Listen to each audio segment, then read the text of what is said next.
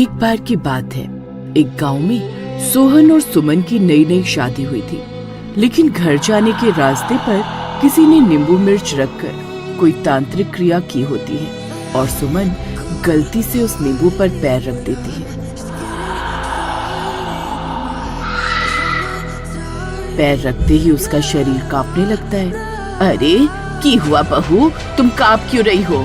अरे नहीं, ये क्या अनर्थ हो गया।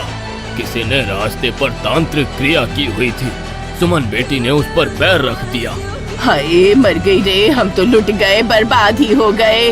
अभी तो डोली घर भी नहीं पहुंची थी और मेरी बहू पर किसने जादू टोना कर दिया। आय, अब क्या होगा? अरे माँ, तुम भी क्या इन अंधविश्वास में मानती हो? अरे ऐसा कुछ नहीं होता, चलो घर चलते हैं। फिर वो सब लोग घर पहुंच जाते हैं, लेकिन उन्हें नहीं पता था कि उनकी जिंदगी अब बदलने वाली है। बहू, तुम बहुत थक गई होगी, अब तुम कमरे में जाओ और आराम करो। फिर शीला अपनी बहू को बहाने से कमरे में भेज देती है और उसके वहाँ से जाते हैं। अरे सोहन, जो अनर्थ होना था वो तो हो गया। अब हमें बहुत सावधानी बरतनी होगी। हमें बहू के हाथ पैर बांधने होंगे। अगर जादू टोने का असर हुआ तो वो पक्का आज रात चुड़ैल में बदल जाएगी। अरे माँ, तुम फिर वही भूत प्रेतों वाली बात लेकर बैठ गई। अरे मैं इन चीजों को नहीं मानता। फिर इतना बोलकर सोहन कमरे में चला जाता है। सुमन घूंघट करके बेड पर बैठी हुई होती है। सुमन, तुम आज बहुत थक गई होगी, तुम सो जाओ।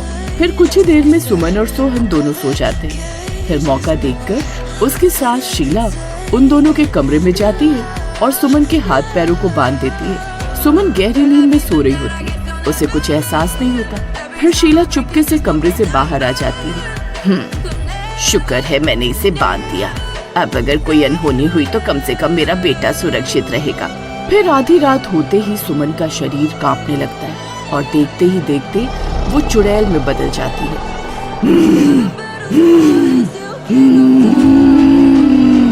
उसके गुर्राने की आवाज से सोहन की नींद खुल जाती है और वो डर के मारे बेड से खड़ा हो जाता है।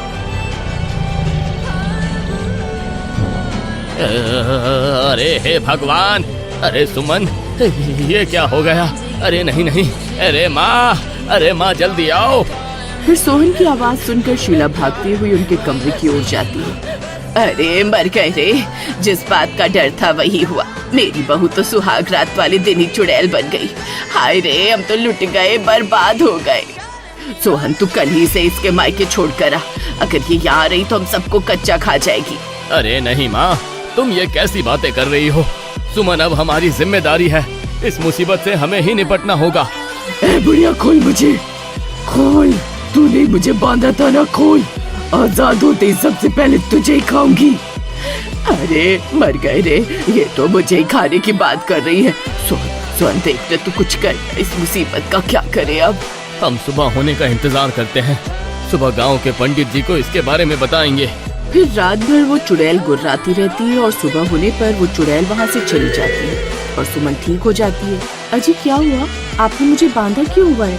अरे सुमन, रात में किसी काली शक्तियों ने तुम्हें अपने वश में कर लिया था, इसलिए मजबूरन हमें तुम्हें बांधना पड़ा। फिर वो लोग उसे गांव के पंडित के पास लेकर जाते हैं। पंडित सुमन को देखकर घबरा जाते हैं। अरे नहीं, इस पर तो बहुत खूंखार चुड़ैल का साया है। ये मेरे बस की बात नहीं है। मैं इसमें तुम्हारी कोई मदद नहीं कर पाऊंगा।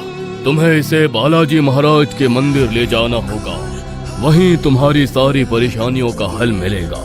फिर वो तीनों शाम की बस पकड़कर बालाजी महाराज मंदिर की ओर निकल पड़ते हैं। वो बस की पीछे की सीट बुक कर लेते हैं। सुमन, तुम आराम से इस सीट पर बैठ जाओ।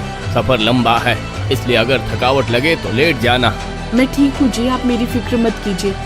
अरे सोहन बेटा, वो रस्सी तो रख ली थी ना, हो सकता है आज रात भी हमें उसकी जरूरत पड़े। हाँ माँ, आप फिक्र मत कीजिए, मैंने सब सामान ध्यान से रख लिया है।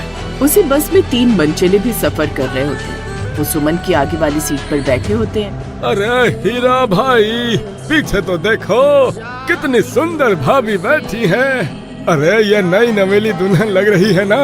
हाँ भाई, लग तो रही है। देख कैसे चुपचाप बैठी है, लगता है अभी अभी ब्याह कराई है। यार, हमारी तो किस्मत ही खराब है। लगता है हम तो कुंवारे ही रह जाएंगे। फिर थोड़ी देर में रात हो जाती है। सोहन और शीला की घबराहट बढ़ जाती है।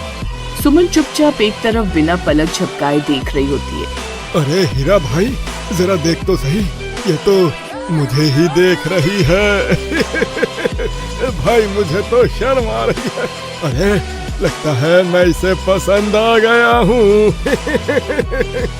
तभी बस सुनसान सड़क पर पहुंचती है और रात का अंधेरा घिरने लगता है। अचानक सुमन का चेहरा फिर से बदलने लगता है। उसकी आंखें लाल हो जाती हैं और हाथ कांपने लगते हैं। अरे माँ, ये फिर से शुरू हो रहा है। जल्दी रस्सी निकाल वरना देर हो जाएगी। दोनों मिलकर सुमन को फिर से बांध देते हैं। बस में बैठे यात्री घबरा जाते हैं। अरे ये क्या तमाशा है? इतनी सुंदर औरत और तुम इसे इतनी बेरहमी से बांध रहे हो। अरे भाई साहब, ये मेरी पत्नी है, इसके ऊपर चुड़ैल का साया है, कृपया कोई पास मत जाए। तभी सुमन गुर्राने लगती है। मुझे खोलो वरना इस पूरी बस को नष्ट कर दूंगी। अरे मर गए। अरे कमबख्तो, इस चुड़ैल को बस में लेकर कहाँ घूमने निकले हो? क्यों बाकी लोगों को मरवाना चाहते हो? अरे कालिया भाई, ये तुम्हें ही देख रही थी। अगर इसने रस्सी तोड़ दी तो ये सबसे पहले तुम्हें ही मारेगी। अरे नास मिटे। अरे शुभ शुभ बोल। अरे अभी तो मेरी शादी भी नहीं हुई है। तभी बस ड्राइवर को बस में चुड़ैल के होने का पता चलता है तो वो घबरा जाता है और बस रोक देता है।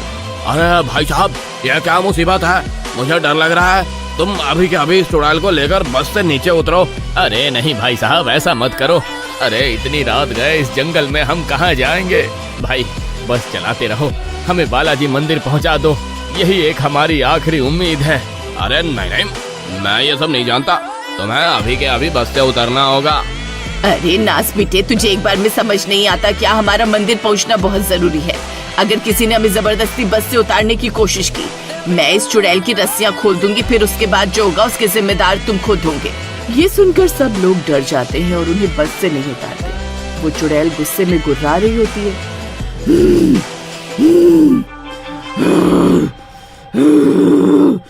किसी को जिंदा नहीं छोड़ूंगी। गाइस, ये बालाजी के पास कैसे गए, ये देखने के लिए हमारे चैनल को सब्सक्राइब कर लो।